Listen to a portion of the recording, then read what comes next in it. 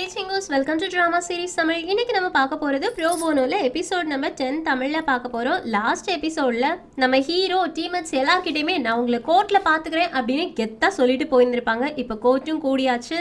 Judge வந்துட்டு defendant இருக்கீங்களான்னு கேட்கறதுக்கு ஹீரோ நான் இருக்கேன்னு சொல்றாங்க. விக்டிம் இருக்கீங்களான்னு கேட்கறதுக்கு ஜுவாலின் எழுந்திருக்கிறாங்க. ஜுவாலின் ஆக்சுவலி ஜெயில தானே இருந்தாங்க. அவங்க இந்த கேஸ் போட்டதுனால போலீஸ் அவங்கள பத்திரமா கூட்டிட்டு வந்து கொண்டுட்டு போவாங்க. விக்டிம் ரெப்ரசென்ட் பண்றவங்க இருக்கீங்களான்னு கேட்டோடனே டீமேட்ஸ் எல்லாரும் எழுந்திருச்சு நிக்கிறாங்களா. ஹீரோ அவங்கள பார்த்துட்டு ஸ்மைல் பண்றாங்க. சரி, இப்ப ஹீரோ உனக்கு வாதாடுறதுக்காக யார் இருக்காங்கன்னு கேட்கறதுக்கு நானே எனக்கு வாதாடிக்கிறேன்னு, இது ஓகேவான்னு கேட்கறதுக்கு ஆமா ஓகே அப்படின்னு சொல்லிடுறாங்க. ஜட்ஜும் இனி ஒரு விஷயம் கூட இருக்கு ஹீரோ, இந்த கேஸை நடத்துறதுக்கு முன்னாடி எனக்கு ஒரு கொஸ்டின் இருக்குது. ஒருவேளை இந்த கேஸை பர்சனல் வெஞ்சன்ஸ் உங்களோட வேலையில ஏற்பட்ட ஏதோ பிரச்சனைனால நீங்க போடலேன்னு கேட்கறதுக்கு ஹீரோயின் இல்ல அப்படின்றாங்க. ஹீரோவும் ஐயோ அந்த மாதிரிலாம் ஒன்றும் கிடையாது, ஆக்சுவலி நான் ரிசைன் பண்ணிட்டேன், நான் இந்த மாதிரி ஒரு டீம்மேட்ஸ் கூடலாம் வேலை செய்ய முடியாது, அதுங்களுக்கு நான் டீம் லீடராக இருந்ததே பெரிய விஷயம், இதுங்களுக்கு ஒன்றும் தெரியாது அப்படி இப்படின்னு கிண்டல் பண்ணுறாங்களா. நானாக்கு செம்ம காண்ட் ஆயிடுச்சு. இப்போ யார் யார் கோர்ட் ப்ரெசரிங் பண்ணுறாங்க அப்படின்றத பேசி முடிச்சதுனால ஒரு சின்ன பிரேக் விடுறாங்க. இந்த பிரேக்ல வெளியில போயிட்டு நானாலாம் செம்ம காண்ட் ஆகுறாங்க. என்னடா அவன் நினைச்சிட்டு இருக்கான், ரொம்ப ஓவரா பண்ணிட்டு இருக்கான்னு. ஹுவாங்கும் அவன் வேணும்னே நம்மளை கடப்பேத்துறதுக்காக ட்ரை பண்ணிட்டு இருக்கான். அவனுக்கு ஏதாவது ஒன்று சாதகமா இல்லை அப்படின்னா அதை கோர்ட்ல பண்ணவே மாட்டான். ஸோ நம்மளை வெறுப்பேத்தி அவன் ஏதோ ஒரு விஷயத்த செய்யணும்னு நினைக்கிறான்னு. நானாவும் நீ இந்த மாதிரிலாம் பேசுற ஆள் கிடையாதே, உனக்கு எப்படி இதெல்லாம் தெரியும்னு கேட்கறதுக்கு நான் ரொம்ப லக்கி அதனாலதான் அப்படின்றாங்க. ஜாங்கோ எனக்கு ஒரு விஷயம் மட்டும் தான் புரியவே இல்லை, அந்த ஜட்ஜை நம்மளை பார்க்கும்போது முறைச்சு பார்த்தான், ஆனா ஹீரோவை பார்க்கும்போது மட்டும் ரொம்ப சாஃப்டா பார்த்த மாதிரி இருந்துச்சுல்லன்னு.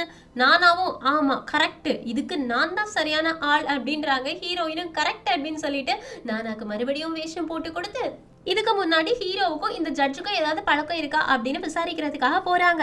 அப்ப நிறைய பேர் என்ன தெரியுமா சொல்றாங்க, இந்த ஜட்ஜ் இருக்காங்களே இவங்க குடிச்சாங்க அப்படின்னா அவங்களுக்கு என்ன நடக்குது அப்படின்றதே தெரியாது. ஒரு தடவை சீனியரை குரூப் டீமா உட்காந்து குடிக்கும் போது அடிச்சிட்டாங்க. இதனால சீனியருக்கு ரொம்ப கோவம் வந்துருச்சு. ஒரு பெரிய பிரச்சனை ஆக போன விஷயத்த ஹீரோ ஒரே செகண்ட்ல ரிப்போர்ட்டர்ஸ்க்கு கால் பண்ணி பாருங்க ஒருத்தன் கூடி போதையில சீனியர் அடிச்சிருக்காங்க, ஆனா எங்க சீனியர் கோவமே படல, அந்த பையனை அப்படியே மன்னிச்சு விட்டாங்க, எவ்வளோ பெரிய நல்ல மனசு எங்க சீனியருக்கு அப்படின்னு கதையே மாத்தி ஜட்ஜை காப்பாத்தி இருந்திருப்பாங்க. ஸோ அப்பத்துல இருந்தே ஜட்ஜுக்கும் ஹீரோக்கும் ஒரு நல்ல ஃப்ரெண்ட்ஷிப் இருக்கு அப்படின்னு சொல்லிடுறாங்களா. இதை கேட்ட உடனே நானாக்கு அட பாவீங்களா நீங்க ரெண்டு பேரும் ஃப்ரெண்ட்ஸா அப்படின்ற மாதிரி இருக்கு. அதே ஹீரோயின் கிட்ட வந்து சொன்னோடனே ஹீரோயினும் அதுக்கு தானே நான் ஒரு பிளான் வச்சிருக்கேன் ஜாங், அது ரெடி ஆயிடுச்சா அப்படின்னு கேட்க ஜாங்கும் பர்ஃபெக்டா ரெடி ஆயிடுச்சு அப்படின்றாங்க. ஸோ இப்போ பிரேக் முடிஞ்சு ஹியரிங் ஆரம்பிச்சாச்சு. அப்போ ஜட்ஜு கேட்குறாங்க உங்ககிட்ட ஏதாவது எவிடன்ஸ் இருக்கா, நீங்க ஹீரோ அவனோட பவரை தப்பா யூஸ் பண்ணி வேற ஒரு ஆளுக்கு குற்றமே செய்யாத ஒரு ஆளுக்கு தண்டனை வாங்கி கொடுத்துட்டான் அப்படின்றதான் சொல்லிட்டு இருக்கீங்க, ஸோ அதுக்கான எவிடன்ஸ் உங்ககிட்ட இருக்கான்னு கேட்கறதுக்கு ஆமா எங்ககிட்ட எவிடன்ஸ் இருக்கு, ஆனா அதுக்கு முன்னாடி ஒரு ஆள் வர வேண்டியது இருக்கு, கொஞ்சம் வெயிட் பண்ணுங்க அப்படின்னு சொல்லிட்டு இருக்கும்போது ஜாங் கதவை திறந்த உள்ள வர ஒரு தாத்தா மாதிரி ஒரு ஆளை கூட்டிட்டு வராங்க. யாரா அப்படின்னு பார்த்தா ஜட்ஜு மாமனாரே அப்படின்றாங்க.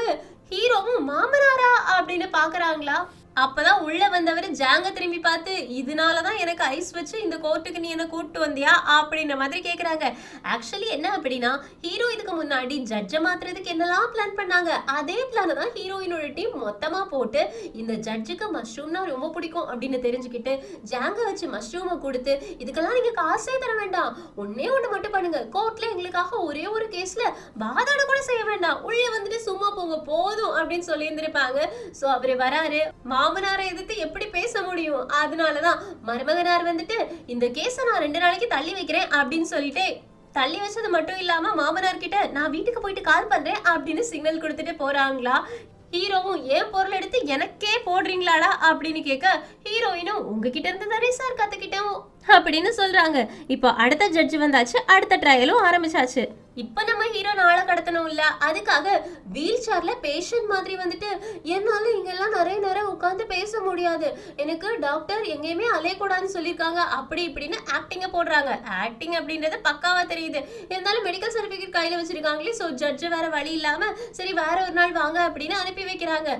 ஹீரோ கெத்தா இவங்க எல்லாரும் முன்னாடியுமே வீல் சேர்ல போற மாதிரியே போயிட்டு நடந்து போறாங்க. என்கிட்ட எல்லாம் மோதுற அளவுக்கு உங்களுக்கு பவரே இல்லப்பா அப்படின்னு ஒவ்வொரு தடவையுமே ஹீரோயினோட டீமை காமெடி பண்ணி கலைச்சு விட்டுடுறாங்க.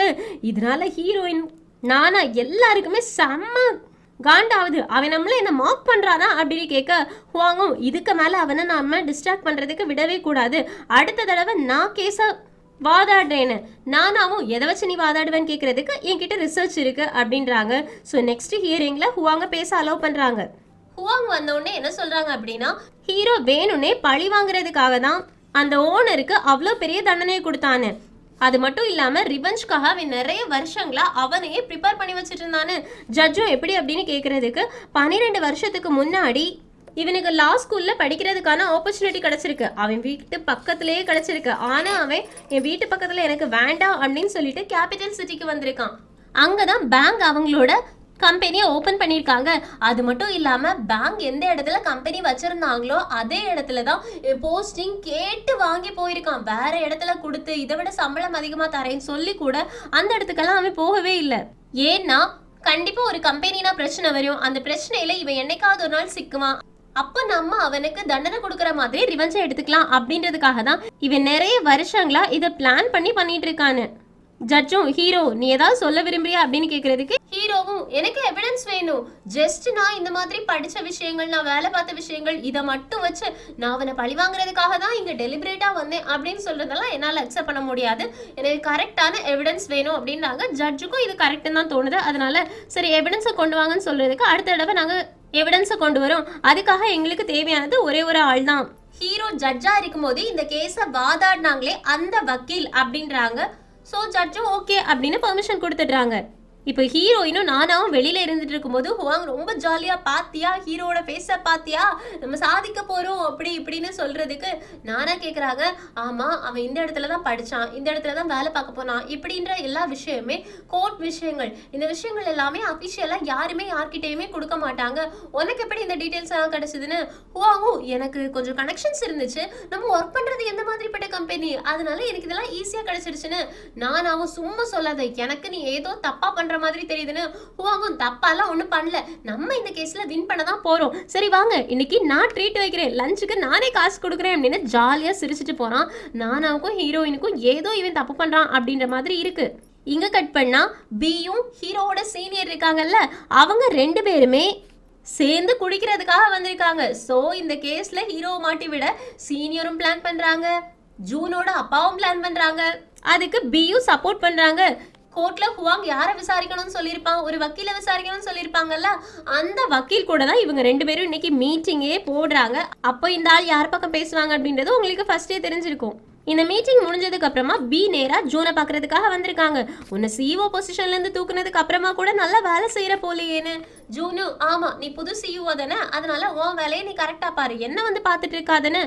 பியும் என் வேலையதாமா நான் பாக்குறதுக்காக வந்திருக்கேன், நீ டீம் ப்ரோ போனோ அப்படின்னு ஒன்று கிரியேட் பண்ணியிருந்தல அது நீ சிஓ இருக்கும்போது கிரியேட் பண்ணது, இப்போ நீ சிஓ கிடையாது, அதனால அதை நான் எடுத்துக்கிறேன், இனி உனக்கும் அந்த டீமுக்கும் எந்த சம்மந்தமே கிடையாது, அதை சொல்லிட்டு போலாம் தான் வந்தேன் அப்படின்னு அங்கேருந்து போயிடுறாங்க. ஜூனுக்கு ரொம்பவே கஷ்டமா இருக்கு.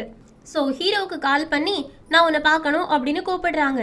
ஹீரோ வந்துட்டு இந்த ராத்திரி என்ன எதுக்காக பார்க்கணும்னு கூப்பிட்டேன்னு.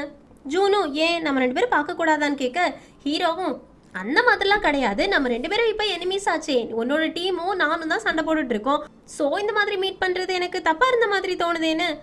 ஜூனும் அந்த டீமுக்கும் எனக்கும் சம்மந்தம் கிடையாது, அதையும் கிட்ட இருந்து எடுத்துட்டாங்கன்னு. ஹீரோ சிரிச்சுட்டே பி மட்டும் இதை பண்ணான் அப்படின்னு சொல்லிடாதான்னு கேட்கறதுக்கு அவன் தான் பண்ணான் அப்படின்றாங்களா. ஹீரோவும் அவனே ஒரு பணப்பைத்தியம், ப்ரோபோனோ டீம் வந்துட்டு எப்பவுமே காசு உள்ள கிளைண்ட்டை எடுக்கவே மாட்டாங்க, அப்புறம் எப்படி பிக்கு லாபம் வரும், அவன் கண்டிப்பா இந்த டீமை தூக்கி எறிஞ்சிருவான்னு தான் நினைக்கிறேன். உங்க அப்பாவுக்கு என்ன அறிவே இல்லையா, சொந்த பிள்ளையை விட்டுட்டு பியை போய் நம்பிட்டு இருக்காரான்னு. ஜூனும் என் அப்பாவை பொறுத்த வரைக்கும் எனிமீஸ் ஃப்ரெண்ட்ஸ் 2 பேருக்கு நடுவுலையும் ஒரு நல்ல கோடு வரைஞ்சு தனித்தனியா வச்சிருப்பாங்க, இப்போ நான் அவங்களுக்கு எனிமி மாதிரி, அதனால தான் என்னை தள்ளி வச்சிருக்காருன்னு.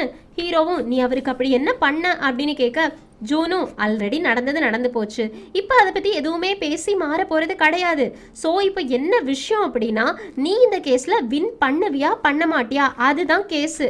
நீ ஒருவேளை தோத்து போயிட்டேன்னு வச்சுக்கோயே, ஃபஸ்ட்டாக நீ ஒரு கேஸ் அட்டன் பண்ண தெரியுமா, கார்ப்பரேட் கேஸு, அதுக்குமே நீ தப்பான தீர்ப்பை கொடுத்துருக்க அப்படின்ற மாதிரி தானே இப்போ போயிட்டு இருக்கு. ஸோ நீ எப்போவுமே கேஸை மேனிப்புலேட் பண்ணுவ அப்படின்ற மாதிரி உன் மேலே நிரந்தரமாக ஒரு பழி வந்துடும். அது மட்டும் இல்லாமல் ஒன்றை வேலைக்கு எடுத்து என் மேலே பழி வந்துடும், எனக்கு எவனும் வேலை தர மாட்டான், அதனால நீ இந்த கேஸில் வின் பண்ணியே ஆகணும். இப்போ சொல்லு, உன்னால் இந்த கேஸில் வின் பண்ண முடியுமா முடியாதா? எனக்கு இப்பவே தெரிஞ்சாகணும்னு ஹீரோ சிரிச்சுட்டே சொல்றாங்க. இந்த கேஸை வின் பண்ணுவேனா பண்ண மாட்டேனான்றதெல்லாம் இருக்கட்டும், ஆனா நீ வந்ததுல இருந்தே உண்மை என்ன, அப்படி என்ன நடந்துச்சு அப்படின்ற விஷயத்த கேட்கவே இல்லையே. நிஜமாவே நான் என்னோட பவரை யூஸ் பண்ணி தான் அவனுக்கு தண்டனை கொடுத்தேனா, பவர் அபியூஸ் யூஸ் பண்ணேனா அப்படின்றது எல்லாத்தையும் பத்தி நீ கேட்கவே இல்லையே. வின் பண்ணுவேனா பண்ண மாட்டேனான்றத பத்தி மட்டும்தான் நீ பேசிட்டு இருக்கன்னு ஜூன் எதுவுமே சொல்லலையா. ஹீரோ சிரிச்சுட்டே கவலையே படாத, நான் கண்டிப்பா வின் பண்ணியே தீருவேன் அப்படின்னு சிரிச்சுட்டே குடிக்கிறாங்க. ஸோ இவங்க 2 பேரும் ஒரு டீமேட்ஸ் ஆயிட்டாங்க அப்படின்றது நல்லாவே தெரியுது. எங்க கட் பண்ணா ஹுவாங் டாய்லெட் போறதுக்காக போயிருப்பாங்களா, அப்போ அங்க சேர்மேன் போறாங்க. சேர்மேனை பார்த்தோன்னே ஹுவாங்கும் சேர்மேன் நீங்களா எப்படி இருக்கீங்க அப்படிலாம் ஐஸ் வச்சு பேச, சேர்மேனும் வி கிட்ட நீ எவிடன்ஸ் எல்லாத்தையும் சப்மிட் பண்ணிட்டியான்னு கேட்ட உடனே ஆமா எல்லா எவிடன்ஸையுமே சப்மிட் பண்ணிட்டேன், இந்த தடவை ஹீரோவை ஜெயிலுக்கு அனுப்புறது உறுதின்னு சேர்மேனும் சரி பாத்துக்கோ அப்படின்னு அங்க இருந்து கிளம்புறாங்க. அந்த நேரத்துல கிளீன் பண்ற லேடி வந்து ஏய் தள்ளி போங்கடா, என்னடா எல்லா இடத்தையும் நாசம் பண்ணிட்டு இருக்கீங்க அப்படி இப்படின்னு ஓங்க அடிச்சு துரத்துறாங்க. ஆக்சுவலி வந்தது வேற யாரும் கிடையாது, நம்ம நானா தான் வேஷம் போட்டு வந்திருப்பாங்க. எனக்கு அப்பவே தெரியும் ஹுவாங் ஏதோ ஒரு விஷயத்துல எங்ககிட்ட இருந்து தள்ளி போயிட்டு இருக்கான் அப்படின்னு. லூசு பையன் எல்லார் கூடயும் சேர்ந்துட்டு இந்த கேஸை மேனிப்புலேட் பண்ண பாக்குறியாடா அப்படின்ற மாதிரி ஹுவாங் மேல கோவப்படுறாங்க. ஆனா அதை ஹுவாங் கிட்ட காமிச்சுக்கல. இப்போ சேர்மன் அவங்களோட ரூமுக்கு போறாங்களா, அங்க ஜூன் இருந்துட்டு இருக்காங்க. நீங்க என்ன பண்ற அப்படின்னு கேக்குறதுக்கு ஜூனும் அப்பாவை பாக்குறதுக்கு அப்பாயின்மெண்ட் வாங்கிட்டு வரணும் அப்படின்ற அவசியம் கிடையாது, எப்ப வேணாலும் பார்க்க வரலாமேன்னு.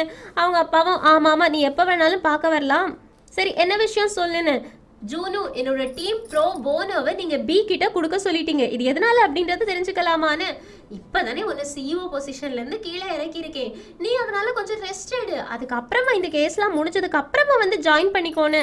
ஜூனு சிரிச்சுட்டே அப்பா நீங்க மாறவே இல்லல்ல, 4 வயசா இருக்கும் போதுல இருந்தே நீங்க சொன்ன விஷயங்கள் எதையாச்சும் நான் கேட்கல அப்படின்னா என்ன ஒரு இருட்டு அறைக்குள்ளாடி அடைச்சு போட்டுருவீங்க, நான் எவ்வளவுதான் கெஞ்சினாலுமே என்ன திறந்து விட மாட்டீங்க.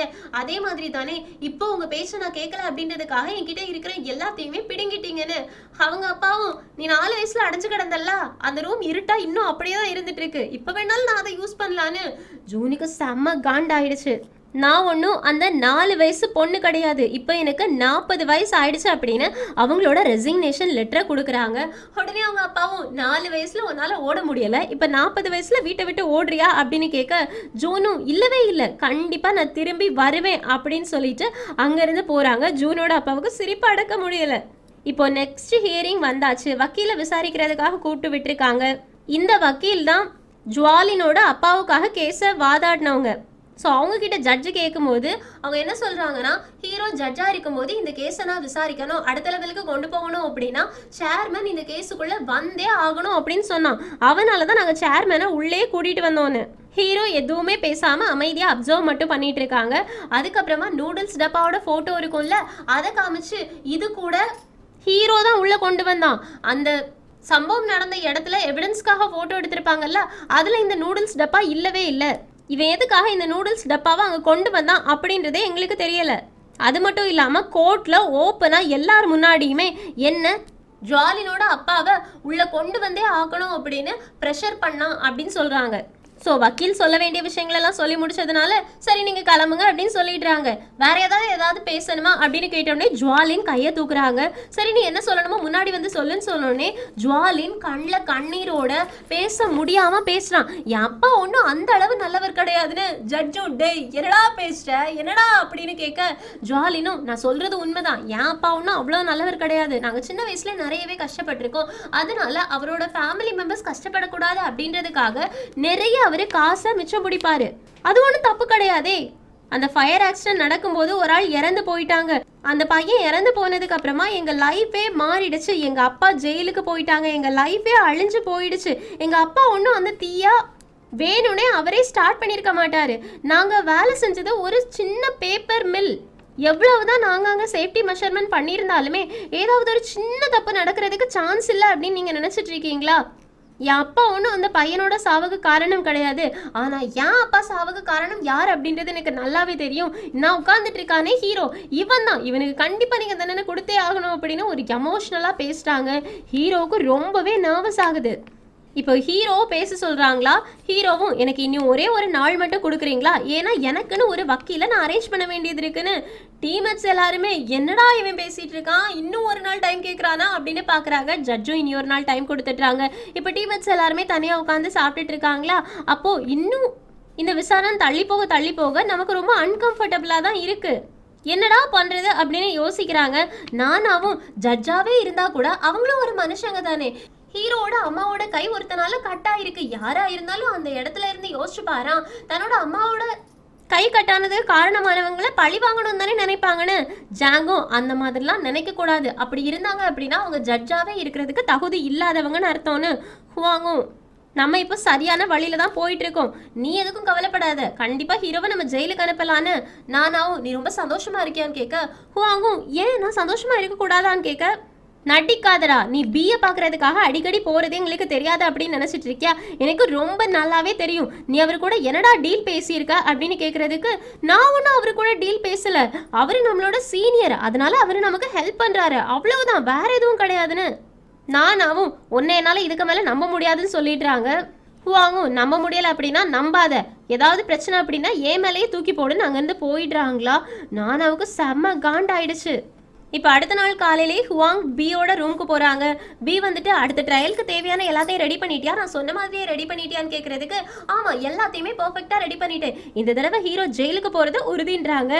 பியும் பரவாயில்ல நீ மட்டும் இதை கரெக்டாக செஞ்சுட்டுன்னு வச்சுக்கோயேன், அடுத்தது உனக்கு ப்ரொமோஷன் தான் அப்படின்னு ஹுவாங்குக்கு நல்ல ஆசை வார்த்தைகளை காட்டுறாங்க. இப்போ அடுத்த ஹியரிங் வந்துருச்சு. ஹீரோ கிட்ட, ஹீரோ உன்னோட அட்வொகேட் வரலையான்னு கேட்குறதுக்கு ஹீரோவும் கொஞ்சம் வெயிட் பண்ணுங்க அப்படின்னு சொல்கிறாங்க. உடனே கதவை திறந்துட்டு ஜூன் வரா. ஜூனை பார்த்தோன்னே எல்லாருக்கும் ஷாக்கு, முக்கியமா ஜுவாலினுக்கு ஷாக்கு. என்னடா இவன் நம்ம கட்சியில இருந்து ஆப்போசிட்ல ஹீரோக்கு சப்போர்ட் பண்றதுக்காக போயிட்டா அப்படின்ற மாதிரி யோசிக்கிறாங்க. ஹீரோயின் எல்லாரும் வெளியில வந்து இங்க என்ன நடக்குது, அவங்க எதுக்காக இங்க வந்தாங்க, அவங்க நம்ம சைடு தானே நிக்கணும் அப்படின்னு கேக்குறதுக்கு, இல்ல அவங்க ஆல்ரெடி ரிசைன் பண்ணிட்டாங்க, அதனால ஆப்போசிட்ல தான் நிப்பாங்க அப்படின்ற மாதிரி சொல்றாங்களா. சோ கேஸ் ஆரம்பிக்குது. ஜூன் வந்துட்டு வக்கீல விசாரணை பண்றதுக்காக கூப்பிட்டு விட்டுருக்காங்க. போன தடவை வந்து சாட்சி சொல்லிட்டு போனாங்கல்ல, அதே வக்கீல விசாரிக்கிறதுக்காக தான் கூப்பிட்டு விட்டுருக்காங்க. ஆனா இந்த தடவை விசாரிக்க போறது ஹீரோவோட சைட்ல இருந்து ஜூன் வக்கீல் கிட்ட என்ன கேக்குறாங்க அப்படின்னா, எப்படி ஒரு ஜட்ஜால ஒரு கேஸ ப்ரெஷர் பண்ணி மாத்த முடியும்னு. அதுக்கு அந்த வக்கீலும், இதுக்கு நான் ஆல்ரெடி பதில் சொல்லிட்டேன், அவன் தான் ஒரு போட்டோ வச்சு கேஸையே மாத்தி விட்டது. சரி, அந்த போட்டோவை சப்மிட் பண்ணும்போது என்ன ரீசன் சொல்லி சப்மிட் பண்ணான்னு கேட்கும்போது வக்கீல் எதுவுமே சொல்லாம இருக்காங்களா. அதுக்கு ஜூன் சொல்றாங்க, அவன் எதுக்காக அந்த நூடுல்ஸ் டப்பா போட்டோவை உள்ள கொண்டு வந்தான் அப்படின்னா, அந்த ஸ்டூடெண்ட்டை எக்ஸ்ட்ரா டைம் அந்த சேர்மன் வேலை செய்ய சொல்லியிருக்காங்க. 8 மணி நேரம் தான் வேலை செய்யணும், ஆனா அந்த பையன் 10 மணி நேரம் வேலை செஞ்சிருக்கான். அதுவும் பத்தாது அப்படின்னு ஓடிக்கு அவனை வேலை செஞ்சே ஆகணும், ஓவர் டைம் பார்த்தே ஆகணும் அப்படின்னு சொன்னதுனால வீட்டுக்கு போக முடியாது. ஸோ கடையில இருந்து நூடுல்ஸ் வாங்கிட்டு வந்து அதை சாப்பிட்டு சமாளிக்கலாம் இன்னைக்கு ராத்திரி அப்படின்றதுக்காக தான் அந்த நூடுல்ஸ் பாக்ஸே அவன் வாங்கிட்டு வந்திருக்கான். ஸோ அது எவ்வளோ பெரிய எவிடன்ஸ் ஓவர் டைம் பார்க்க வைக்கிறாங்க அப்படின்றது. ஸோ அதை தான் ஹீரோ சப்மிட் பண்ணியிருக்கான். இதுல எந்த தப்புமே கிடையாது, இது ஒரு எவிடன்ஸ் தானே, இதை நீங்க அக்செப்ட் பண்ணி தானே ஆகணும். அது மட்டும் இல்லாம நீங்க ஹீரோ ஜுவாலினோட அப்பாவை விசாரிக்கணும் அப்படின்னு சொன்னதுக்கு அப்புறமா எல்லா தடவையுமே ஜுவாலினோட அப்பா கோர்ட்டுக்கு வந்திருக்காரு, ஆனா நீங்க அவரை ஒரு தடவை கூட விசாரிக்கவே இல்லைன்னு வக்கீலும், எதனாலனா வந்த சாட்சிகள் எல்லாருமே சொன்ன விஷயங்களை வச்சு நாங்க அவரை விசாரிக்கவே இல்லைன்னு. ஜூனும், என்ன சாட்சிகள் மட்டும் சொன்ன விஷயங்களை வச்சு நீங்க விசாரிக்கல அப்படின்னு சொல்லிட்டு இருக்கீங்க, ஒருவேளை இதுவோ அப்படின்னு ஒரு போட்டோவை காமிக்கிறாங்க. அந்த போட்டோல இந்த வக்கீலும் ஜுவாலினோட அப்பாவும் ஒன்னா கால்ஃப் விளையாடி போட்டோ எடுத்தது இருக்குது.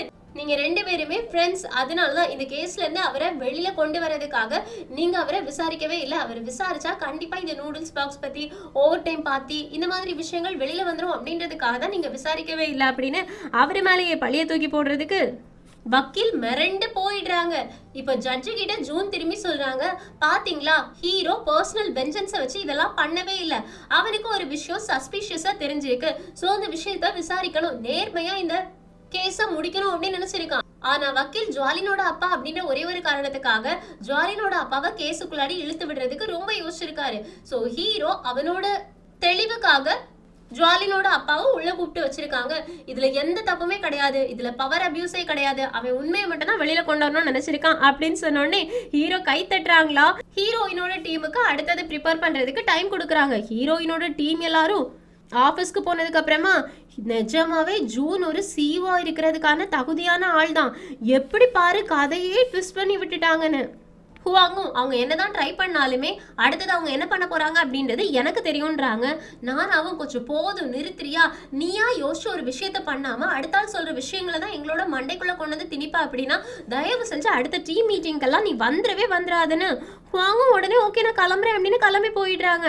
நானாவும் ஐயோ கடவுளே, நம்மளோட டீம்ல இருந்து ஃபர்ஸ்ட் ஹீரோ போனா இப்போ ஹுவாங் போறான், என்ன நடக்குதுன்னே தெரியலையே அப்படின்னு செம காண்டாகுறாங்க. இந்த பக்கம் நம்ம ஹீரோயினும் சரி இன்னைக்கு ரெஸ்ட் எடுக்கலாம் அப்படின்னு வீட்டுக்கு போறாங்களா. அப்போ அவங்க அம்மாவும் ஏய் ஹீரோயின் அந்த டாக்குமெண்ட் வந்திருக்கு அப்படின்னு ஒரு டாக்குமெண்ட்டை எடுத்து கொடுக்குறாங்க.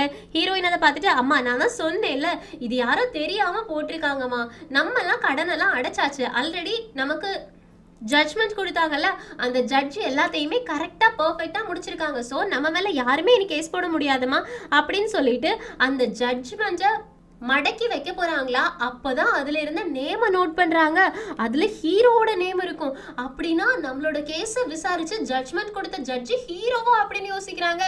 ஆக்சுவலி நம்ம ஹீரோயினுக்கு அது ஹீரோ தான் அப்படின்றது ஞாபகம் இருந்திருக்காது. யாரோ ஒரு நல்ல ஜட்ஜு என்னோட அப்பாவோட கேஸுக்கு நல்ல தீர்ப்பை கொடுத்துருக்காரு அப்படின்றதா ஞாபகம் இருந்திருக்கும். இப்போ ஹீரோ தான் தன்னோட கேஸை விசாரிச்சது அப்படின்னு தெரிஞ்ச உடனே ஹீரோயினுக்கு செம ஷாக்கிங்காக இருக்கு. அதனால ஹீரோவை கால் பண்ணி கூப்பிட்டுருக்காங்க. ஹீரோவும் இந்த நேரத்தில் என்ன எதுக்காக கூப்பிட்டு விட்டுருக்க, என்கிட்ட இருந்து ஏதாவது விஷயங்களை கறக்கிறதுக்காகவா அப்படின்னு காமெடி பண்றதுக்கு ஹீரோயினும் இந்த நேரத்துல எப்படிதான் உன்னால காமெடி பண்ண முடியுதோ தெரிய மாட்டேங்குதுன்னு ஹீரோவும் இந்த நேரத்துல அப்புறம் என்ன சீரியஸா அழுதுகிட்டே இருக்க சொல்றியான்னு கேட்க ஹீரோயினும் ஆக்சுவலி நீ யாருன்னு உனக்கு தெரியுமா, நீ தான் என்னோட ரோல் மாடல் அப்படின்னு தெரிய வந்ததுக்கு அப்புறமா உனக்கு ஆப்போசிட்டா நின்று எனக்கு என்ன பண்றது அப்படின்றதே தெரியலன்னு புலம்ப ஆரம்பிக்கிறாங்க. ஹீரோவும் ஒரு நிமிஷம் இரு ஒரு மாசம் தான் அவன் கூட சேர்ந்து நான் வேலை செஞ்சிருப்பேன், அதுக்குள்ள என்ன நீ ரோல் மாடல் ரேஞ்சுக்கெல்லாம் பார்க்க ஆரம்பிச்சிட்டியான்னு. ஹீரோயினும் இப்ப கிடையாது, 15 வருஷத்துக்கு முன்னாடி வாய் பேச முடியாத ஒரு தம்பதிகளுக்கு நீ கடன் பிரச்சனையை சரி பண்ணி வச்ச ஒரு ஜட்ஜா உனக்கு ஞாபகம் இருக்கான்னு. ஹீரோவும் அந்த கேஸ் அப்படின்னு சொல்லிட்டு ஏய் அது உன்னோட அம்மா அப்பான்னு சொல்லாதன்னாங்க. ஹீரோயினும் அது என்னோட அம்மா அப்பா தான், நாங்க இப்ப சந்தோஷமா இருக்கோம் அப்படின்னா அதுக்கு காரணமே நீ தான். நான் வக்கீல் ஆகணும் அப்படின்னு ஆசைப்பட்டதே உன்னை பார்த்து தான் நான் ரோல் மாடலாகவே சூஸ் பண்ணி இந்த கெரியரையே சூஸ் பண்ணேன். அதனால தயவு செஞ்சு ஹீரோ இந்த பிரச்சனைக்கு பின்னாடி நீ இருக்க மாட்ட அப்படின்ற நம்பிக்கை எனக்கு இருக்கு. கண்டிப்பா நீ பவர் எல்லாம் அபியூஸ் பண்ணியிருக்கவே மாட்டேன். அதனால உண்மையே சொல்லி ஹீரோ எதுவா இருந்தாலும் பரவாயில்ல நான் ஒன்று நம்புறதுக்கு ரெடியா இருக்கேன்னு. ஹீரோவும் ஐயோ ஹீரோயின் நிஜமாவே வா, நான் தான் உன்னோட ரோல் மாடலா அப்படி இப்படின்னு பாவம் போல கேட்குற மாதிரி கேட்டு என்கிட்ட இந்த கதையெல்லாம் விடாத ஹீரோயின், யாராச்சும் ஒரு ஆள் இந்த கதையை கேட்டாங்கன்னு வச்சுக்கோயே நிஜமாவே நம்பிட போறாங்க. உன்னோட இந்த நடிப்புக்கெல்லாம் நான் மயங்க மாட்டேன், என்கிட்ட இருந்து என்னோட கதையை கேட்டுட்டு அப்படியே எனக்கு ஆப்போசிட்ல எவிடன்ஸ் சப்மிட் பண்ணலாம் அப்படின்னு நினைச்சிட்டு இருக்கியோன்னு. ஹீரோயினும் ஏண்டா என்ன நம்ப மாட்டீங்கன்னா நான் நிஜமாவே உனக்கு ஹெல்ப் பண்ணணும்னு தான் நினைக்கிறேன்னு. ஹீரோவும் ஒன்னால எனக்கு ஹெல்ப் பண்ண முடியாது, அப்படி ஹெல்ப் பண்ணணும்னு நினைச்சேன்னா என்ன தோக்கடி பார்க்கலாம் அப்படின்றாங்களா. ஹீரோயினும் ஓகே நான் கண்டிப்பா உன்னை தோக்கடிச்சே தீருவேன், கோர்ட்ல மீட் பண்ணலாம் அப்படின்னு அங்க இருந்து போயிடுறாங்க. ஹீரோவுக்கு ஹீரோயினோட கேஸை தான் நம்ம முதல்ல விசாரிச்சு தீர்ப்பு கொடுத்தோமா அப்படின்ற மாதிரி ஷாக்கிங்கா இருக்குது. இங்க கட் பண்ணா சீனியர் சேர்மேனை கூப்பிட்டு விட்டுருக்காங்க. சேர்மேனும் எதுக்காக டைரக்டா என்ன பாக்குறதுக்காக கூப்பிட்டு விட்டீங்கன்னு.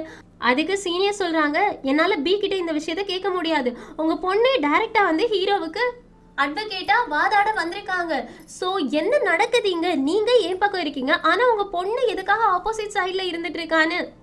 சேர்மேனும் அவ அந்த பக்கம் இருக்கான்னா அது அவளோட பிரச்சனை, அதுக்கும் இதுக்கும் சம்மந்தம் கிடையாது, உனக்கு என் மேல நம்பிக்கை இல்லையா, நான் எல்லாத்தையுமே பார்த்துப்பேன், நான் ஹீரோவை ஜெயிலுக்கு அனுப்பியே ஆகுவேன் அப்படின்னு சிரிக்கிறாங்க.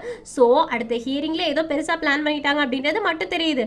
இப்போ அடுத்த ஹியரிங்கும் ஆரம்பிச்சாச்சு. இப்போ ஹீரோயின் தான் பேசுறதுக்காக எழுந்திரிச்சு நிக்கிறாங்க. ஒரு கேஸ்ல ஜட்ஜா டைரக்டா இன்வால்வ் ஆகிறதுக்கு எந்த ஒரு ஜட்ஜுக்குமே அத்தாரிட்டி கிடையாது.